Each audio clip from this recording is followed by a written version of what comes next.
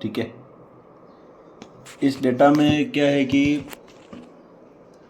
ज़्यादा कुछ भी खास नहीं है, रॉ मटेरियल है। देखो डेटा कैसे बनाते हैं वो इम्पोर्टेंट है सबसे पहले। अब जैसे मैंने यहाँ पर एक डेटा बना रखा है स्टूडेंट, है ना, और ये दे रखे हैं सारे के सारे क्या है, सब्जेक्ट है। जैसे मैंने यहाँ पर लिख दिया साइंस, ठीक है। अब जो ये साइंस सब्जेक्ट है और क्या दे देते हैं, मैथ्स,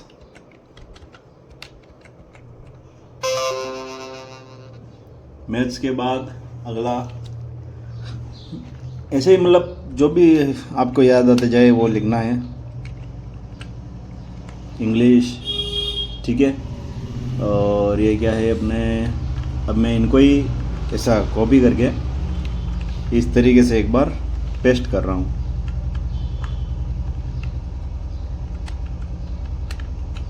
ये अब ये दे रखे सारे के सारे मार्क्स। अब मार्क्स अपन को ही देने हैं। जैसे इनको मैंने 80 दे दिए, 70 दे दिए, 35 दे दिए, 39 दे दिए, 40 दे दिए, राइट। 59, 60, 75 या 57 जो भी है मार्क्स दे दिए हैं। अब ये देखो डेटा, ये सब बहाने हैं कि आप एक्सेल में डेटा कहाँ से लाओगे, प्रैक्टिस कहाँ से करोगे। डेटा आप सेल्फ ही बना सकते हो, ठीक है। देखो ऐसा है कि सबसे पहले एक्सेल सीखने के कुछ स्टेप्स हैं। सबसे पहले आप क्या करोगे, रिवीजन। रिवीजन किसके करते रहना है आपको, बेसिक्स के। जो भी आप बेसिक वगैरह सीख रहे हो उनके बार बार आपको रिवीजन अप्लाई करते रहना है, ठीक है। और ये काम देख लो कि आप जब तक आपको लगे कि हाँ यार ऑफिस में वर्क है, आपको एक्सेल पर कुछ भी काम आ सकता है, तो इन सारे फार्मूलाज का महीने में कम से कम 2 से 3 बार तो लगभग प्रैक्टिस करते ही रहना चाहिए। इससे क्या है, आप भूलोगे भी नहीं और कमांड भी बनी रहेगी। नए नए जो भी फार्मूलाज वगैरह आते हैं उन सब की आपको प्रैक्टिस इसमें करते रहना चाहिए। अब जैसे अपने यहाँ पर ये क्वेश्चन दे रखा है, ये कोई भी क्वेश्चन बना लेते हैं कि जिस भी स्टूडेंट के 60 से ज़्यादा मार्क्स आए हैं या फिर 50 से ज़्यादा मार्क्स जिस भी स्टूडेंट के हैं उनको हमें क्या करना है, पास करना है। और जिनके भी 50 से कम आए हैं उनको हमें क्या करना है, यहाँ पर फेल। अब एक लॉजिक हो गया अपने पास कि देखो जैसे मैं अगर यहाँ पे नॉर्मली अगर लिखने जाऊँगा तो यहाँ पर जैसे पहले मार्क्स देखूँगा, हाँ 80 से ज़्यादा, 50 से ज़्यादा है तो पास पास, और यहाँ पर फेल फेल, इस तरीके से। तो अपन ऐसा क्या करें कि यहाँ पर ऑटोमेटिक एक बार ही फॉर्मूला लगाना पड़े, उस फॉर्मूले को ड्रैग करें और अपने पास आंसर आ जाए। तो इसके लिए हम क्या करेंगे, इज इक्वल टू इफ। सबसे पहले जो फॉर्मूला आपसे पूछ रहा है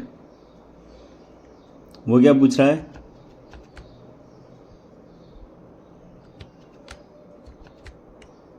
ये देखो। सबसे पहले फॉर्मूला आपको बोल रहा है कि लॉजिकल टेस्ट, फिर आपको क्या बोलेगा, वैल्यू इफ ट्रू, और उसके बाद बोल रहा है आपसे वैल्यू इफ फॉल्स। अब लॉजिकल टेस्ट क्या है कि ये जो सेल है, अब देखो मैंने 80 वगैरह कुछ भी नहीं लिया है, मैंने लिया है सेल। तो लॉजिक कैसे दोगे, this cell is greater than, अब मोर देन 50 यानी 51 होगा, 52 होगा, 53 होगा तब भी पास होगा, 50 होगा तो भी फेल है ना। अगर आप इक्वस टू लगाओगे तो यानी 50 जिसके भी नंबर है वो भी क्या हो जाएंगे यहाँ पर, पास। तो मैं यहाँ पर सिर्फ एक ग्रेटर देन लगा रहा हूँ ताकि मैं चाहता हूँ कि जिसके भी 50 अबव नंबर है ना वही पास हो सकता है। अपना बहुत टफ कंपटीशन है, ठीक है। तो ये अभी हमने दिया लॉजिक। अब आपसे पूछ रहा है वैल्यू इफ ट्रू क्या है। वैल्यू इफ ट्रू का मतलब है कि हाँ अगर सेल में वैल्यू 50 से ज़्यादा हो गई है तब आपको क्या लिखा हुआ चाहिए, तब हमें क्या लिखा हुआ चाहिए, तो देखो डबल इन्वर्टेड कोमा ओपन और यहाँ पर मैंने लिखा पास। अब ये पास क्यों लिखा, इसका रीज़न ये है पास को डबल इन्वर्टेड कोमा में क्यों लिखा, क्योंकि ये टेक्स्ट वैल्यू है इसीलिए, ठीक है।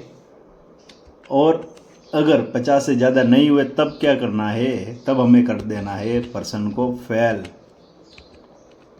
और एंटर। अब यहाँ पर शिफ्ट डाउन एरो या फिर कुछ भी नहीं, ज़्यादा मेहनत नहीं करनी, तो यहाँ पे ऐसा डबल क्लिक कर दो, तो देखो ऑटोमेटिक सबका रिज़ल्ट आ गया है, ऑटोमेटिक पास भी आ गया है और फेल भी आ गया। अब जैसे यहाँ पर फॉर्मूला देखो F2 करके, यहाँ पर E2 था, ऊपर E3 हो गया है ना। तो ये फॉर्मूला क्या कर रहा है, सबसे पहले अब यहाँ पर देखो E4 हो गया, तो फॉर्मूला क्या कर रहा है, सबसे पहले एक सेकंड,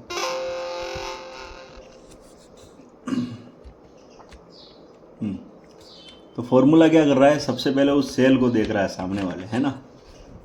E4 सेल को देखा, यहाँ पर वैल्यू ज़्यादा नहीं है 50 से, तो फिर इसने वैल्यू फॉल्स में जो आंसर था फेल वो दे दिया। ऐसे ही एक दो एग्जांपल और लेकर देखते हैं, ठीक है। यहाँ पर रिज़ल्ट लिख देते, क्या लिख देते हैं, रिज़ल्ट।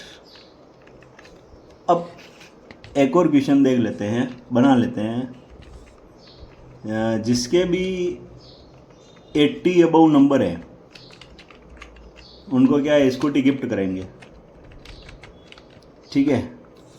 या फिर आप चाहो तो लैपटॉप गिफ्ट करो, जो भी हो, मर्सिडीज कार गिफ्ट कर दो। तो गिफ्ट देना है क्या, राइट।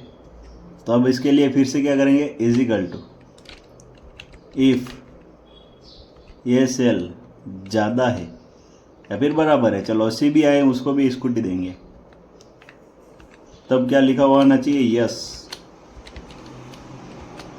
अदरवाइज क्या लिखा हुआ आना चाहिए, नो। तो इस फॉर्मूले को देख लो एक बार, ठीक है। ये इस तरीके से देख लिया फॉर्मूला, और यहाँ पे ऐसा डबल क्लिक करना है। तो देखो यहाँ पे दो जने स्कूटी लेने लायक नंबर लाए हैं।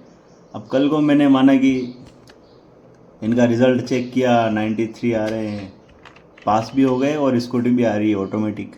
तो एक बार फॉर्मूला लगाने के बाद आपका आंसर ऑटोमेटिक क्या होता रहता है, सेट हो जाएगा। किसके अनुसार सेट होगा, सेल के अनुसार, ठीक है। अब एक तो ये जो है बेसिक है, जस्ट ये बेसिक अगर आपने अच्छे से सीख लिया तो लॉजिकल फंक्शंस का एडवांस लेवल पर कैसे यूज़ होता है वो भी सीख जाओगे। या फिर आपको कोई प्रॉफिट एंड लॉस बनाना है, बैलेंस शीट बनानी है, ठीक है, या फिर आपका कोई GST रिकनसाइल का वर्क कर रहे हो, बैंक रिकनसाइल का काम कर रहे हो, कई बार भी ये फॉर्मूला आपके हर जगह पर काम आएगा। और जितना ज़्यादा इस पर आपकी कमांड होगी उतनी ही ज़्यादा आपका मतलब टाइम बचेगा, ठीक है। और क्या ले सकते हैं कंडीशन अलग अलग, जैसे यहाँ पर है ना, और भी कर सकते हैं। और क्या कर सकते हैं, जैसे मैं एक और डाटा बना लेता हूँ, अलग से डेटा एक और बना लेते हैं। कौन सा डेटा बनाए, तो ग्रेड देने का बना देते हैं, ठीक है। क्या दे रहे हैं हम, ग्रेड। अब ग्रेड कैसे दोगे, तो जैसे जिसके भी मार्क्स ज़्यादा है 80 से उनको देना है ए ग्रेड, जिनके मार्क्स 80 to 60 के बीच में हैं उनको कितना देना है, बी ग्रेड, और लेस देन जिसके भी 60 है उनको कौन सा ग्रेड देना है, सी ग्रेड। तो अब ये काम कैसे होगा, अब आपके पास तो दो लॉजिक आ गए, एक तो मार्क्स ज़्यादा होना चाहिए 80 से, तब कौन सा ग्रेड देना है, ए, और जब आपका मार्क्स ज़्यादा है 60 से तब आपको कौन सा ग्रेड देना है, बी ग्रेड। अब दो लॉजिक आ गए और दोनों में अलग अलग वैल्यू इफ ट्री हुए, है ना। तो ऐसी कंडीशन में नेस्टेड इफ का यूज़ करोगे, किसका यूज़ करोगे, नेस्टेड इफ। अब ये फॉर्मूला कैसे लगेगा, तो इजिकल टू इफ,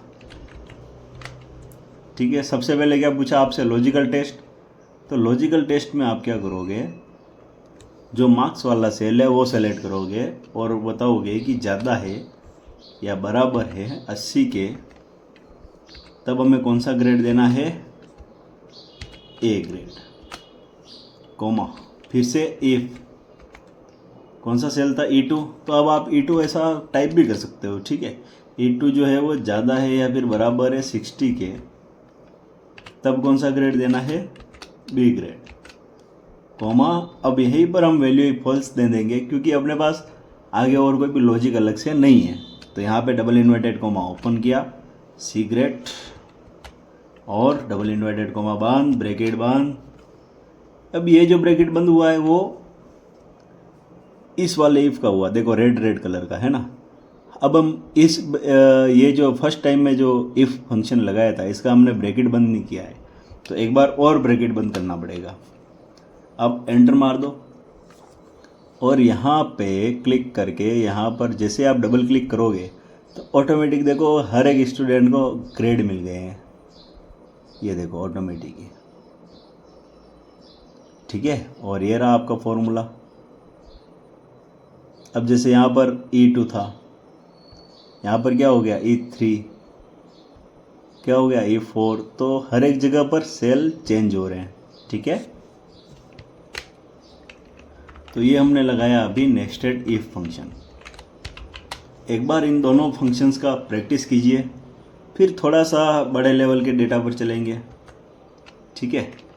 अब जैसे यहाँ पर आ गया कि आइटम माइक्रोवेव है तब 5% देना है, एयर कंडीशनर है तब 5% देना है, टोस्टर है तब 5 देना है, इन सब में 18 देना है, यहाँ पर 12% देना है सेलिंग फैन में, ठीक है। तो ये सारा वर्क कैसे करेंगे, एक ही बार में इतने सारे अलग अलग काफ़ी कॉम्प्लिकेटेड है।